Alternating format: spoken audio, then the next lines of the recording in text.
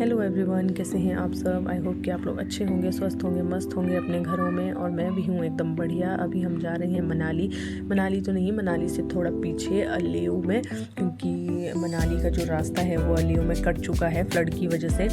तो अभी हम लेह में थोड़ी देर के लिए रुके थे और मासी और जो है टशी दीदी, इनको भूख लगी थी तो ये लोग कुछ खा पी रहे थे। अपना घर से लाया था इन्होंने खाने के लिए। और जैसे कि हम थोड़ा आगे गए तो हमने देखा कि गाड़ियाँ जो है वो दबी हुई हैं। ये जो सड़क के किनारे एक दीवार थी जो जिसके ढह जाने से ये गाड़ियाँ दबी हुई हैं। बहुत ही भयानक सा नज़ारा है। शुक्र है इसमें कोई इंसान नहीं था, नहीं तो बड़ी जान माल का नुकसान भी हो सकता था।